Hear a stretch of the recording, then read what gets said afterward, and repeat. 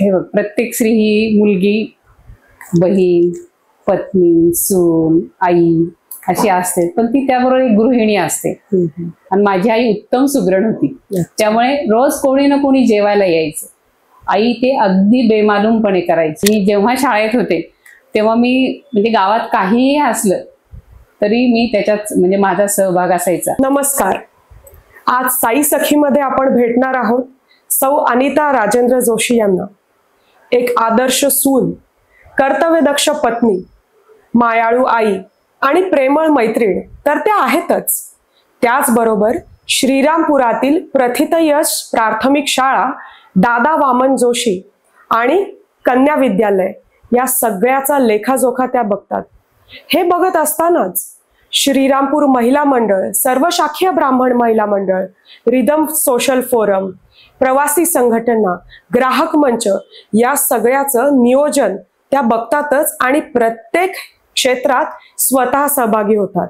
आणि माझ्यासाठी त्यांची असलेली ओळख म्हणजे तू काहीही कर ग, मी आहे तुझ्या बरोबर. मी त्यांना प्रेमानं आत्याही असंही म्हणते. चला तर मग सुरुवात करूयात आजच्या गप्पांना. नमस्कार आत्या. हे सगळं तुम्ही करता, या सगळ्यासाठी तुम्हाला वेळ कसा मिळतो आणि तुमच्या स्वतःसाठी तुम्हाला कसा वेळ मिळतो? खरं तर असं म्हणतात की आवड असेल तर सवड मिळते माणसाला, आणि त्याच्यामुळे एकतर होतच, पण एक घरात टाइम मॅनेजमेंट आहे की ह्या वेळात हे वेळात हे. आपण जर आधी आपल्याला माहिती असेल हा कार्यक्रम आहे तर आपण त्याच्यासाठी नक्की वेळ काढू शकतो. तर त्याप्रमाणे मला मिळतो त्या वेळ आणि मी तो काढते असं मला वाटतं. म्हणजे तुम्ही आधीपासून अशाच पद्धतीने टाइम मॅनेजमेंट करता की? कारण टाइम मॅनेजमेंटचे धडे आता सोशल मीडियावरती येतात. आपली आई आणि आजी ही स्वतः एक खूप मोठी टाइम मॅनेजर होती असं मला वाटतं. आपण त्यांच्याकडून शिकत आलेलो या गोष्टी घरात, आणि असं पाहूनच आपण ह्या गोष्टी करत आलेलो आहे. जरी आता हे तुमचं याच्यावर आलं असेल किंवा आता शब्द मिळाला टाइम मॅनेजमेंट, पण पूर्वीपासून हे कामाचं नियोजन म्हणायचे तेव्हा, आणि पहिल्यापासून आहे असं मला वाटतं. आणि ते आपण आपल्या आजूबाजूला पाहून शिकत असतो. अगदी बरोबर आहे. आणि हे म्हणजे तुम्ही सोशली काम करतातच, सामाजिक क्षेत्रात तर आहातच, पण सांस्कृतिक क्षेत्रात काम करत असताना काही वेगळा वेळेचा संदर्भ असतो का? की कारण खूप जणांना असं वाटतं की मला जायचंय, म्हणजे मला प्रॅक्टिसला जायचंय, तर खूप दडपण घेतात काही जणी. तर मग तसं काही आहे का? नाही, दडपण घेऊन काम नाही होत असं मला वाटतं. आपण पहिल्यापासूनच त्या गोष्टीमध्ये असलं ना की आपल्याला इथे ह्या वेळेला जायचंय, तर मग तो आपण त्याप्रमाणे तो वेळ वेगळा काढून आपण आपल्या कामांचं मॅनेजमेंट करतो. तो वेळ आपण आपल्या स्वतःसाठी किंवा आपण ज्या कामाला जाणार आहोत त्या कामासाठी आपण ठेवतो आणि ते काम आपण करू शकतो. अच्छा, म्हणजे वेळ काढायचा असेल, इच्छा असेल तर तो नक्की मिळतो. अगदी म्हणजे मान्य आहे मला पण हे. आणि आता आपण वळूयात पुढच्या प्रश्नाकडे की वेळ तर मिळाला, पण कधी कधी असं होतं की घरची जबाबदारी, मुलं, म्हणजे सगळंच. म्हणजे तुम्ही, मला माहितीये की तुम्ही काकांना दुकानातही मदत करता, तर मग ह्या सगळ्याचा समतोल कसा राखायचा? कारण मी माझ्यासाठी वेळ काढला पण दुसरीकडे दुर्लक्ष झालं तर मग हे कसं मॅनेज करायचं? हे बघ, प्रत्येक स्त्री ही मुलगी, बहीण, पत्नी, सून, आई अशी असते, पण ती त्याबरोबर एक गृहिणी असते. आई आणि गृहिणीचं स्वतःचं एक टाइम मॅनेजमेंट म्हण किंवा तुझ्या भाषेत किंवा एक कामाची पद्धत म्हण, अशी प्रत्येकीची एक स्वतःची एक असते. आणि तिची कामाची पद्धत वेगळी असते, तिच्या कामाचं स्वरूप वेगळं असतं, तर ती त्याप्रमाणे करते. मला असं वाटतं मी पण एक सर्वसामान्य स्त्रीच आहे, गृहिणी आहे. आणि असं म्हणशील तर मी हे सगळं करत असताना म्हणजे माझ्या माहेरची, मी भोकरची, माझं माहेर भोकर आणि मी रामदास दंडवते यांची कन्या. आम्ही 6 बहिणी, 1 भाऊ, आई वडील, आजी आजोबा, आत्या, असं आमचं एकत्र कुटुंब. आणि शेतीचा व्यवसाय वडिलांचा, त्याच्यामुळे त्या घरात काम करणारे जे लोक असतात, सालगडी असतात, ते सुद्धा आमच्या कुटुंबाचा एक भागच असतो. या सगळ्यांकडून आपण काहीतरी शिकत असतो. हे करत असताना मला त्या गोष्टींचा खूप फायदा झालेला आहे. आणि वडिलांचं सामाजिक काम, ते म्हणजे अगदी गावात कोणीही येऊ, अगदी कलापथकाचा कलाकार असो, कीर्तनकार असो, भालदार चोपदार असो दिंडीतला, किंवा तलाठी, कामगार, ग्रामसेवक, आमदार, खासदार, ह्या सगळ्यांचा आमच्या घरी राबता असायचा. आणि माझी आई उत्तम सुगरण होती, त्यामुळे रोज कोणी ना कोणी जेवायला यायचं. आई ते अगदी बेमालूमपणे करायची, म्हणजे कुठलाही मोठेपणा नाही किंवा काम केल्याचा तो असं तो म्हणजे इतक्या सालसपणे ती हे सगळं करायची. तर हे गोष्टी तिच्याकडून शिकल्या गेल्या, म्हणजे आई वडिलांकडून या गोष्टी मला शिकायला मिळाल्या. आणि आमचं गाव भोकर अतिशय, म्हणजे माझं माहेर अतिशय चांगल्या समाज व्यवस्थेवर अवलंबून असलेलं एक चांगलं उत्तम आदर्श गाव आहे. तर त्या समाजात आपण ज्या समाजात राहतो त्या समाजातून पण आपण काही काही गोष्टी शिकत असतो. तर मला असं त्यांच्याकडून पण शिकायला मिळालं. म्हणजे अगदी एखादी न शिकलेली बाई असली तरी तिच्याकडे स्वतःच एक काहीतरी असतं. अगदी प्रत्येकीकडे काहीतरी शिकण्यासारखं असतं. मग ते आपण आजूबाजूला वावरत असताना त्यांच्यामध्ये राहत असताना आपल्याला त्या गोष्टी कळतात आणि ते शिकत जातो. आणि मी जेव्हा शाळेत होते तेव्हा मी म्हणजे गावात काहीही असलं तरी मी त्याच्यात म्हणजे माझा सहभाग असायचा. म्हणजे सप्ताह असू दे गावातला, किंवा ग्राम स्वच्छता असू दे, पानवट्याची स्वच्छता असू दे, मंदिरांची स्वच्छता असू दे, ह्या गोष्टी आम्ही मुलं समाजसेवेच्या तासाला करायचो. आणि आपोआपच आमच्यावर हे संस्कार होत गेले. त्याच्यामुळे मला ह्या गोष्टी इतकं म्हणजे खूप असं आत्ता वाटतं ही टाइम मॅनेजमेंट, पण तेव्हा आम्हाला असं काही नाही, ते कामाचा भाग. आणि आम्ही असं सहज करत गेलो, नकळत ह्या गोष्टी घडत गेल्या. आणि लग्न होऊन मी शिक्षण महर्षी दादा जोशींची सून झाले. तर माझ्या सासऱ्यांकडून म्हणजे घरात आमच्या एकत्र कुटुंब पद्धती होती, म्हणजे माझे चुलत सासरे वगैरे सगळे. तर एक छान असं मला ह्या सगळ्यांकडून खूप शिकायला मिळालं. आणि माझे सासू सासऱ्यांकडून मला खूप गोष्टी शिकायला मिळाल्या. आई वडील, सासू सासरे आणि घरातले सगळे कुटुंब यांच्याकडून मी हे सगळं शिकत गेले आणि पुढे जात राहिले. अगदीच, म्हणजे तुम्ही म्हणालात तसं भोकर हे श्रीरामपुरातलंच एक छोटंसं गाव आहे, पण अगदी समाजाचा आपल्यावरती परिणाम होतोच. आणि ते अगदी मला दिसतं. आणि बहुतेक शाळेचं आणि तुमचं नातं हे तुमच्या बालपणापासूनच आहे आणि अगदी ते आतापर्यंत आहेत. आता आपण पुढच्या प्रश्नाकडे वळूया. शाळा व्यवस्थापनाची तुमचं नातं जे बालपणापासूनच आहे, तुम्ही जे आपण आता पाहिलंच, तर याचा तुमच्या निर्णय प्रक्रियेवरती कसा परिणाम होतो? कारण एवढ्या समाज माध्यमांमध्ये काम करत असताना तुम्हाला वेगवेगळे निर्णय घ्यावे लागतात. आणि प्रसंगी असं होतं की जो निर्णय ठामपणे घेतो तो म्हणजे आपल्याला माहितीच आहे की तो एक तर वाईट ठरतो, किंवा अरे हे असं नाही तसं व्हायला हवं होतं. तर मग या सगळ्या जडणघडणीचा तुमच्या निर्णय प्रक्रियेवर कसा परिणाम झाला? कधी कधी खूप ठाम निर्णय घ्यावे लागतात. आपण घेतलेला निर्णय समोरच्याला आवडेलच असं नाही, किंवा एकूण आपण शैक्षणिक याच्यात काम करतो तर असं आपला असं एक आहे की आपण हे म्हणजे दूरदृष्टीने निर्णय घ्यावे लागतात. ते आजच्या त्या ठिकाणी बसलेल्या व्यक्तीला ते आवडेल, पचेल, हे प्रत्येकच वेळेस हे शक्य होत नाही. पण कधी कधी त्या गोष्टीवर ठाम राहावं लागतं आणि ते गोष्ट करून घ्यावी लागते की हे पुढच्यासाठी चांगलं आहे. आपल्याला खूप जवळचा विचार खूपदा नाही करता येत, दूरदृष्टीवर ठाम राहावं लागतं निर्णयावर, तर त्या गोष्टी शक्य होतात. नाही, बरोबर. असा एखादा निर्णय क्षण, कारण एवढ्या सामाजिक क्षेत्रांमध्ये काम करत असताना की नाही आता हे असंच करायचं आणि असंच होणार आहे, असं तुम्ही कधी एक निर्णय घेतला होता? म्हणजे निर्णय असे बरेच सांगता येतील, पण मी तुला एक सांगते की शैक्षणिक संस्था, तू पण त्या शैक्षणिक याच्यात काम करते, तर आपण जेव्हा शाळेचा रिझल्ट असतो आपल्याला एखाद्या वेळेस नाही की ह्या संस्थेचे आपल्याला असं असतं की शैक्षणिक दर्जा राहिला पाहिजे, याच्यासाठी कठोर निर्णय घ्यावे लागतात कधी कधी. तर कधी कधी आपल्या खूप जवळ असलेली शिक्षक असतात किंवा त्यांना असं वाटत असतं आम्ही यांच्या जवळ आहोत संस्था चालकांच्या, पण माझं असं एक मत असतं की शिक्षकांच्या शिकवण्याचं ऑडिट झालं पाहिजे. अरे वा, अगदी बरोबर. किंवा त्यांचं ऑडिट हे कंपल्सरी व्हायला हवं. ते म्हणजे शिक्षकांना पण कळतं आपण कुठपर्यंत आहोत, विद्यार्थ्यांचा पण त्याचा फायदा होतो आणि पर्यायानं संस्थेचा होतो, समाजाचा होतो. संस्था ही समाजाचाच एक भाग आहे. त्याच्यामुळे मला नेहमी असं वाटतं की शिक्षकांचा शिकवण्याचं नेहमी ऑडिट झालं पाहिजे. त्यासाठी मी नेहमी आग्रही असते. प्लस तुमच्या राहणी आणि हे खूप तुमचं सोबरनेस किंवा तुम्ही बाहेर जे वागता त्याचा शिक्षक असल्याने तुमचा, किंवा आम्ही सुद्धा संस्था चालक म्हणून आमच्या व्यक्तिमत्वाचा खूप इफेक्ट हा विद्यार्थ्यांवर होत असतो. या बाबतीत मी मात्र आग्रही असते. नाही, अगदी बरोबर. म्हणजे की शिक्षण क्षेत्रात काम करत असताना एखादा शिक्षक कसा असावा म्हणजे हा शिक्षक हा पहिल्यापासूनच आपल्या समाजामध्ये एक आदर्श भूमिका आदर्श घेऊन आहे आणि तुमचं म्हणणं बरोबर आदर्श आहे. आणि आदरणीय. हा, अगदी अगदी, म्हणजे दोन्ही असावं, आदर्श आणि आदरणीय. म्हणजे कधी कधी एखादा शिक्षक शिकवायला नसतोही, पण त्यांनी सांगितलेलं एखादं वाक्य, एखादा शब्द अगदी कायमस्वरूपी लक्षात राहतो. आणि माझ्या शिक्षकांच्या बद्दल मला आजही आदर वाटतो, किंवा मला आज ते आठवलं, किंवा एखादी गोष्ट मला आठवली की आजही मला असं वाटतं, अरे मी किती चांगल्या शिक्षकांच्या हाताखाली वाढले, किमान त्यामुळे मी आज सगळ्या ह्या गोष्टी करू शकते. तर ह्या गोष्टी अगदी नक्की आहेत. तर मी त्यासाठी खूप आग्रही आणि ठाम आहे. त्यासाठी मला काही गोष्टी कराव्या लागल्या तर मी नक्की करते.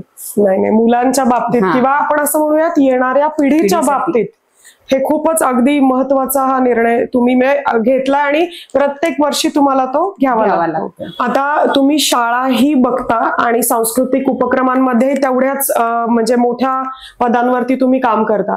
माझा एक असा प्रश्न आहे की खूपदा असं पेरेंट्सला वाटतं, पालकांना वाटतं की अरे हे काय चाललंय, की ही स्पर्धा कशासाठी, उगीच गाणं म्हणायला ह्यांना पाठवलंय. तर या सगळ्या सांस्कृतिक उपक्रमांचा शाळेतल्या विद्यार्थ्यांना उपयोग होतो का? हो, नक्कीच होतो. कारण आपण शैक्षणिक ह्या गोष्टी चालू असताना मुलांचा सर्वांगीण विकास व्हायला हवा. म्हणजे तुम्ही मार्क मिळवले हे ठीक आहे, पण त्या मुलाला व्यावहारिक, व्यावसायिक किंवा सामाजिक गोष्टींचं ज्ञान आलं पाहिजे, किंवा त्याला त्याचं आकलन झालं पाहिजे. समाजात वागताना ह्या गोष्टींचा त्याला पदोपदी उपयोग होणार आहे. तर त्या गोष्टी शाळेमध्ये सांस्कृतिक उपक्रम राबवलेच पाहिजे, आणि तो शिक्षणाचा एक अविभाज्य भाग आहे असं मला वाटतं. की आपण उदाहरणार्थ घेतलं, सांस्कृतिक कार्यक्रम आपण घेतो शाळेमध्ये, तर हे आपले जे सण किंवा सांस्कृतिक कार्यक्रम आपण राबवतो ते आपल्या सण, परंपरा, उत्सव ह्याच्याशी निगडीत असतात. आणि आपल्या ऋषीमुनींनी तर हे जे सण किंवा उत्सव आपण परंपरा पाळतो तर त्या ऋतू, काल याचा सांगड घालून तयार केलेले, निसर्गाशी सांगड घातलेली आहे. म्हणजे प्राणी मात्र असते, निसर्गातील प्राणी असते. म्हणजे आता नागपंचमीचं उदाहरण घ्या, की ते आपण नागोबाची, पण तो शेतकऱ्यांचा मित्र आहे. आपण त्याच्यामुळे म्हणजे ह्या गोष्टी मुलांवर, आपण हे सण उत्सव साजरे करताना ह्या गोष्टी आपोआपच मुलांवर म्हणजे बिंबवल्या जातात, आणि मग ते देवत्व दिलं जातं त्याला, आणि देवत्व दिलं की त्याची जपणूक होते. हे महत्वाचं आहे की कसं मुलांना कळणार, कारण घरी नमस्कार करायचा आहे माहिती असतं, आणि नमस्कार कळलं म्हणजे काहीतरी इम्पॉर्टंट आहे, महत्वाचं आहे. तसंच अगदी बरोबर, धार्मिक म्हणजे त्या गोष्टीला धार्मिक महत्व देताना त्याचं वैज्ञानिक स्वरूप पण शाळेमध्ये मुलांच्या मनावर सांगितलं जातं, बिंबवलं जातं. आणि मुलं हे सगळ्यात जास्त वेळ हे शाळेत असतात, आपल्या शिक्षकांबरोबर असतात. तर त्यांनी सांगितलेलं त्यांच्या विचारांचा किंवा त्यांच्या वागण्याचा, त्यांचा राहण्याचा पगडा मुलांच्या मनावर खूप असतो. म्हणजे ते त्यांच्यासाठी खूप मोठी म्हणजे आयडॉल असतात आपले शिक्षक, म्हणजे आपली शाळा, आपले शिक्षक. तर ते जेव्हा हे मुलांच्या मनावर म्हणजे सांगतात, तेव्हा मुलांच्या मनावर त्याचा खूप चांगला परिणाम होतो, किंवा ते त्याच्यातून घडत असतं. तर मला असं वाटतं की हे सांस्कृतिक कार्यक्रमातून मुलांची सामाजिक बांधिलकी किंवा निसर्गाबद्दलचं प्रेम असू दे, किंवा त्या निसर्गाचं जपणूक असू देत, या गोष्टी मात्र अगदी होतात. अगदी बरोबर आहे. म्हणजे सांस्कृतिक कार्यक्रमांचं महत्व तर आहेच. जसं की अहिल्यानगरमध्ये म्हणलं तर श्रीरामपूर माहिती आहे लोकांना. थोडस अख्ख्या महाराष्ट्राचा विचार केला तर श्रीरामपूर म्हणलं की सांगावं लागतं की शिर्डीच्या जवळ. भारताचा विचार केला तर म्हणजे त्यांना पुण्याच्या जवळच सांगावं लागतं, कारण ह्या गोष्टी बदलत जातात. जसा भौगोलिक म्हणजे ग्रंथ वाढतो, आराखडा वाढतो, तसं श्रीरामपूरची ओळख मिटत जाते. तर याबद्दल तुम्हाला काय वाटतं की श्रीरामपूर मोठ्या स्तरावरती आहे का? कशा पद्धतीने श्रीरामपूर फक्त विद्यार्थीच नाही तर महिला वर्ग कशा पद्धतीने मोठ्या स्तरावरती आज गेलेले? श्रीरामपूर हे तुला सांगू, शहर नाही पण म्हणजे खूप मोठी सिटी नाहीये. शहर म्हणण्यापेक्षा ती सिटी नाही आजच्या भाषेत, पण एक टुमदार शहर आहे. ज्याला टुमदार म्हणजे काय, परिपूर्ण, स्वतःच सगळं आहे त्याच्याकडे. अगदी. तर मला असं वाटतं श्रीरामपूर हे टुमदार शहर आहे, की त्याला शैक्षणिक वारसा आहे, सांस्कृतिक आहे, वैद्यकीय गोष्टी इथं खूप म्हणजे सगळ्यात चांगल्या वैद्यकीय सुविधा आपल्याला श्रीरामपुरात मिळतात.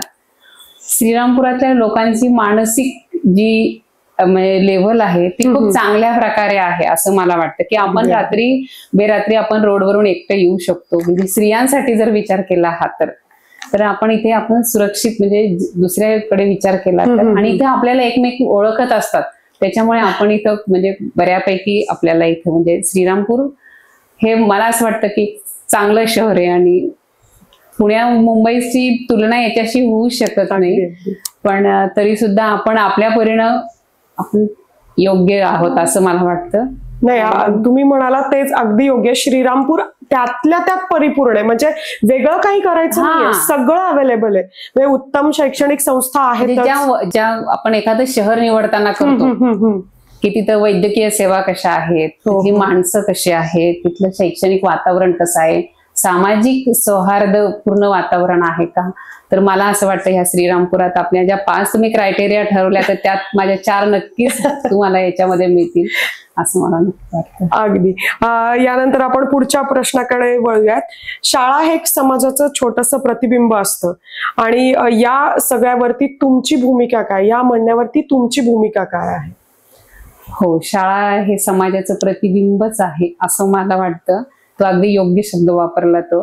कारण तुमच्या गावामध्ये शैक्षणिक सुविधा कशी असते किंवा त्याची उंची कशी आहे. नुसत्या शाळा किंवा नुसत्या म्हणजे खूप मोठ्या बिल्डिंग्स असं नाही त्याचा अर्थ, पण त्याची उंची कशी आहे, तिथला शिक्षक, तिथला विद्यार्थी, पालक ह्या सगळ्यांचा मिळून समाज घडत असतो. आणि खरंच ते शाळा हे समाजाचं प्रतिबिंब आहे. कारण शाळेत जे घडतं त्याचा मुलांच्या मनावर मी परत सांगते की पुन्हा त्याच्यावर खूप पगडा असतो. आणि शाळा आणि विद्यार्थी हे आपल्या घरापेक्षा जास्त वेळ विद्यार्थी शिक्षकांबरोबर असतात.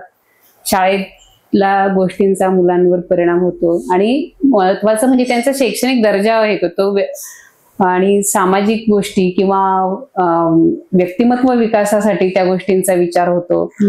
तर म्हणजे तिथं मुलांवर लक्ष केंद्रित केलं जातं आणि पुढे हीच मुलं समाजात येतात. अगदी.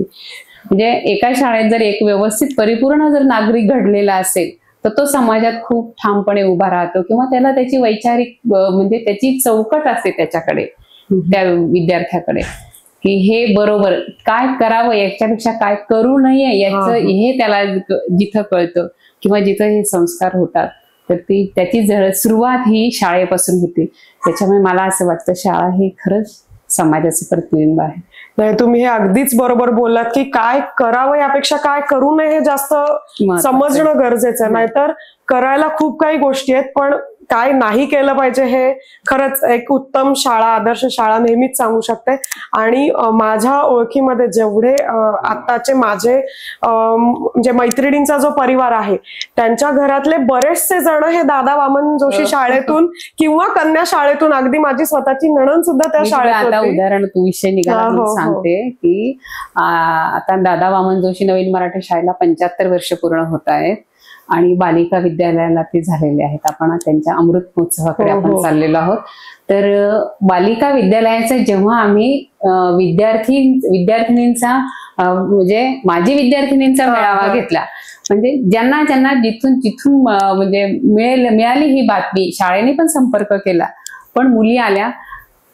तुला सांगते सगळ्या मुली प्रत्येक क्षेत्रात बालिकेची मुलगी ही आघाडीवर होती. अरे वा.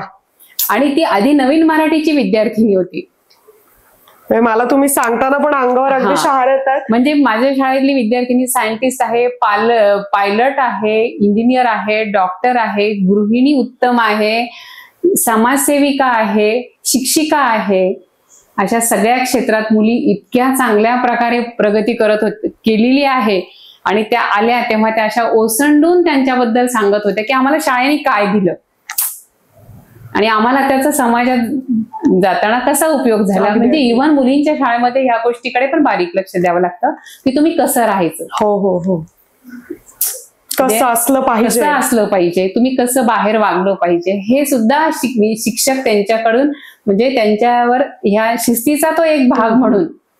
पण जेव्हा त्या मुली बाहेर शिकायला गेल्या तेव्हा त्यांना ह्या गोष्टीचा खूप उपयोग झाला की आमच्या मॅडम आम्हाला त्यावेळेस वाटायचं की ह्या आम्हाला असं शिस्त लावतायत थोडं ह्या, पण आम्हाला त्या आमच्या वैयक्तिक आयुष्यामध्ये जेव्हा आम्ही बाहेर पडलो समाजात, आई वडील 12वी पर्यंत ह्या वातावरणात, पण 12वी नंतर जेव्हा बाहेर गेलो तेव्हा आम्हाला ह्या गोष्टीचा खूप उपयोग झाला आमच्या स्वतःसाठी, असं त्या आवर्जून सांगितलं त्यांनी. आणि खूप असं म्हणजे मी तुला सांगू मला खूप प्राऊड फील होत होतं की मी त्या शाळेच्या व्यवस्थापनातला एक म्हणजे एक छोटासा भाग आहे किंवा मी त्या शाळेची विद्यार्थिनी आहे. अरे हो. हे तुम्ही विद्यार्थिनी आहात त्या शाळेच्या. अच्छा. हो, त्यामुळे मला ह्या दोन्ही गोष्टींचा खूप अभिमान आहे. अगदीच, म्हणजे अगदी ऑस्ट्रेलिया पासून तर इंग्लंड पर्यंत सगळीकडे बालिकेच्या विद्यार्थिनी आहेत. हो, हे मला पण माहिती, कारण माझी स्वतःची नणंद पण त्या शाळेत आणि नवीन मराठी बद्दल सांगशील, दादा वामन जोशी नवीन मराठी शाळेबद्दल सांगायचं तर जे कम्प्युटरचं शिक्षण आता सुरू झालं, हो हो हो, ते माझ्याकडे सरकारने येण्याआधी म्हणजे 10 वर्ष होतं.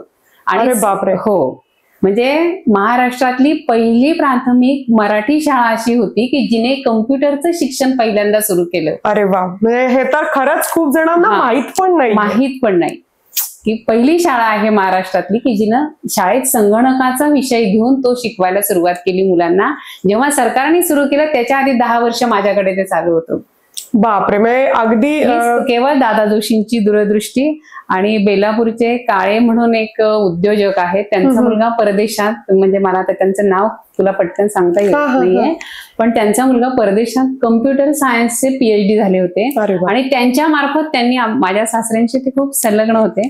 त्यांनी ते आमच्या शाळेसाठी परम कम्प्युटर जेव्हा तयार झाला त्यावेळेस त्यांनी आम्हाला कम्प्युटर दिले होते. आमचे म्हणजे मला खूप अभिमानाने सांगायला आवडेल की दादा वामन जोशी नवीन मराठी शाळा ही महाराष्ट्रातली पहिली मराठी शाळा आहे की जिथे संगणक हा विषय शिकवला गेला.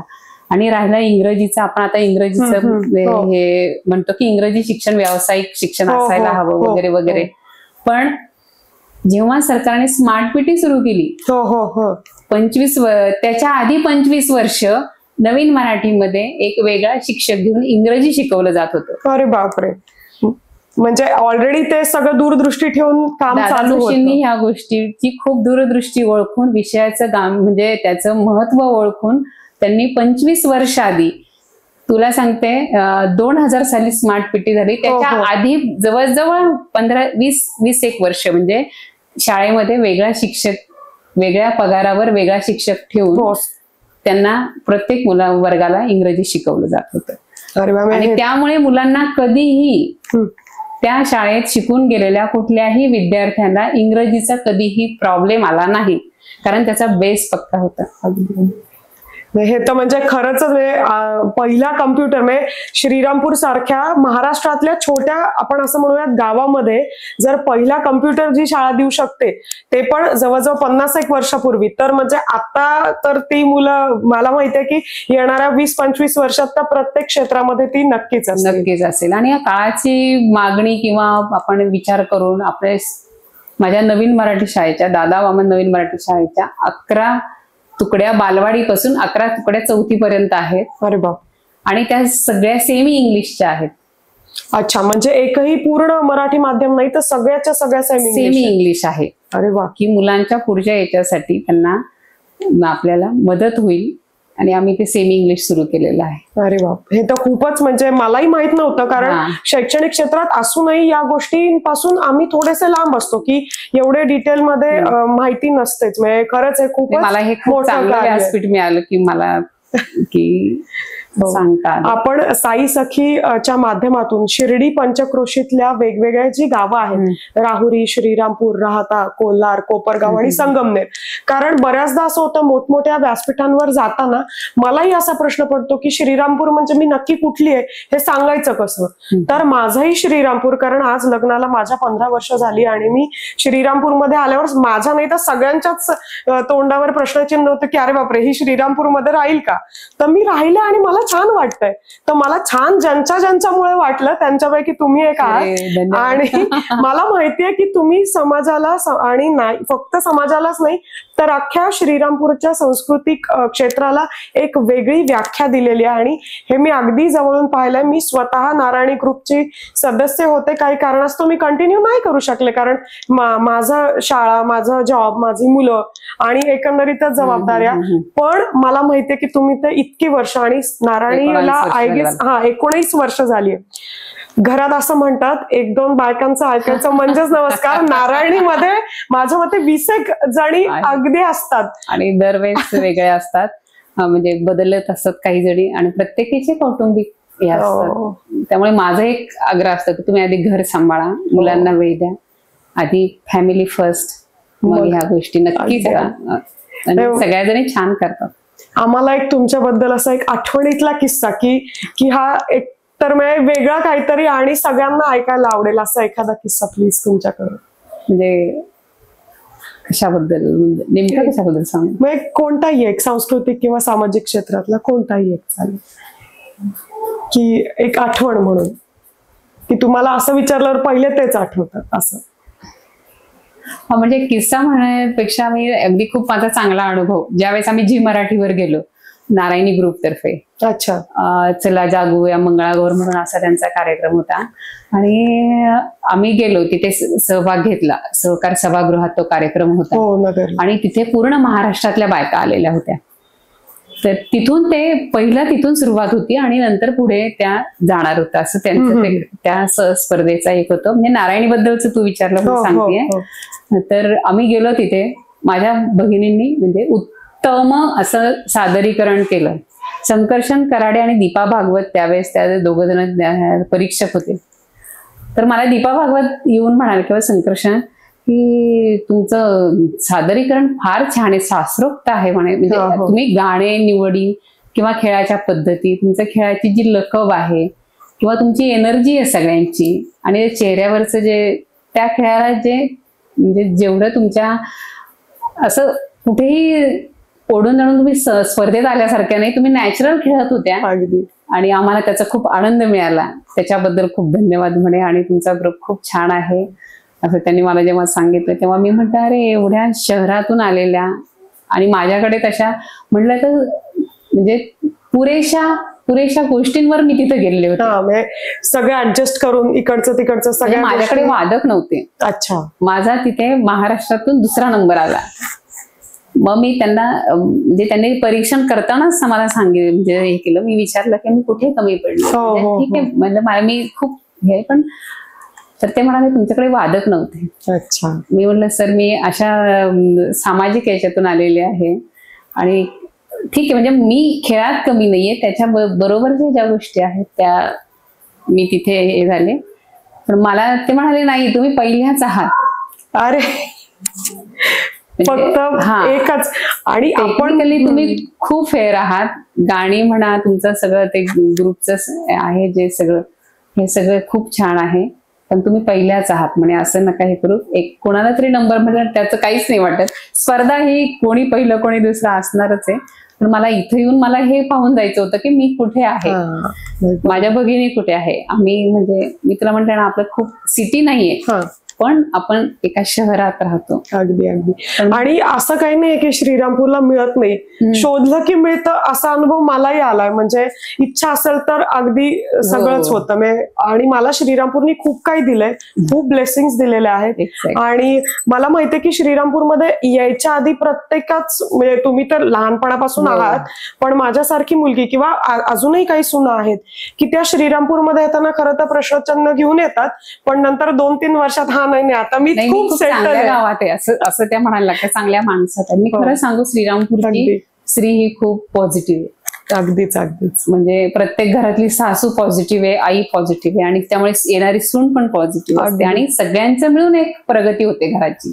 एकटी सासू नाही, एकटी सून नाही, या सगळ्यांचं जेव्हा एकत्र येतं ते रसायन तयार होतं, ते घराला पुढे घेऊन जातं, पर्यायाने गावाला घेऊन जातं. त्याच्यामुळे आपण आज श्रीरामपुरातल्या बायका प्रत्येक क्षेत्रात पुढे आहोत. म्हणजे तुम्ही एक मुलगी म्हणून पण आणि सून म्हणून पण श्रीरामपूरमध्ये एकदम संतुष्ट आहात. संतुष्ट. मला पुण्यात म्हणजे असं म्हणत म्हणजे नाव ते असं नाही, बाहेरच्या गावात गेलं की मला घरी यावं असं वाटतं. अरे हे तर खरंच आहे. आणि असं म्हणतात की पुण्याला गेलं, मुंबईला गेलं, नाशिक नागपूरला गेलं की असं वा वा.